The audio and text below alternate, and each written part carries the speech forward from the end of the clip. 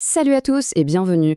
Aujourd'hui, on met les mains dans le cambouis. On va s'attaquer à la partie la plus concrète, la plus tangible du fonds de commerce. C'est bien physique. Allez, on ouvre la boîte ensemble pour voir ce qui fait vraiment tourner la boutique.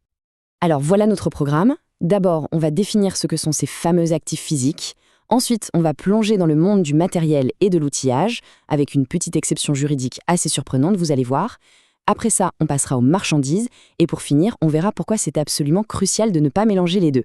Allez, on y va. Bon, petit rappel pour commencer. Un fonds de commerce, c'est un ensemble de biens qu'on appelle mobilier. En gros, tout ce qui n'est pas les murs. Aujourd'hui, on se focalise sur ce qu'on peut toucher, voir, déplacer, bref, les biens corporels. Imaginez vraiment tout ce qui se trouve à l'intérieur d'une boutique, d'un restaurant ou d'un atelier. Ok, première grande catégorie qu'on va décortiquer, le matériel et l'outillage. C'est simple, ce sont tous les outils du métier, ce qui permet aux commerçants de travailler au quotidien. Juridiquement, la définition est super claire. On parle de tous les objets et équipements qui servent à faire tourner l'entreprise. La clé, c'est qu'ils ne sont pas destinés à être vendus aux clients. C'est vraiment l'arsenal de production de la boîte. Pour que ce soit bien concret, voilà quelques exemples. Ça va des machines dans un atelier, au mobilier de bureau, genre les ordis, les chaises, jusqu'aux outils de travail comme le four du boulanger ou la caisse du magasin. Mais ça ne s'arrête pas là, on a aussi les congélateurs, les étagères de rangement, les présentoirs pour les produits et même les véhicules de fonction. C'est vraiment la boîte à outils complète de l'entreprise. Mais attention, ce serait trop simple sinon. En droit, il y a toujours des nuances. Et là, il y en a une qui est vraiment importante, parce qu'elle peut carrément changer la nature d'un bien. C'est là que ça devient super intéressant. Imaginez un bien qui est mobile à la base, comme une grosse étagère ou une machine. Que se passe-t-il si on le fixe de manière permanente au bâtiment?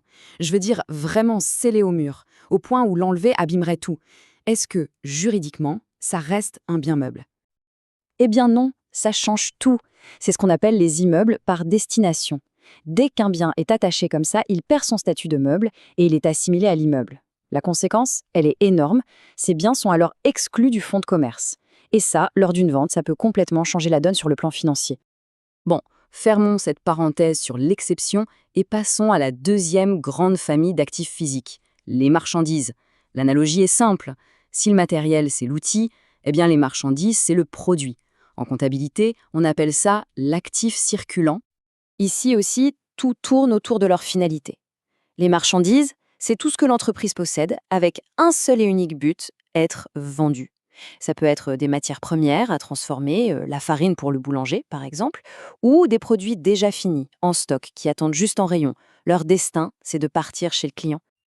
Et voilà, on arrive au cœur du sujet. La clé pour tout comprendre.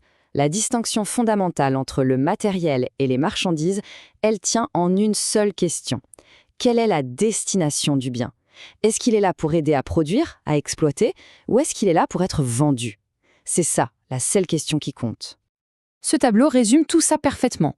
D'un côté, le matériel, sa destination, c'est l'exploitation, son rôle, c'est d'être un outil, et en compta, c'est un actif immobilisé, il est fait pour rester. De l'autre côté, les marchandises, leur destination, c'est la vente, leur rôle, c'est d'être l'objet de la vente, et en compta, c'est un actif circulant, ça bouge. Vous voyez, cette différence de finalité a des conséquences juridiques et comptables majeures. Alors, on pourrait se demander, mais pourquoi toute cette complexité?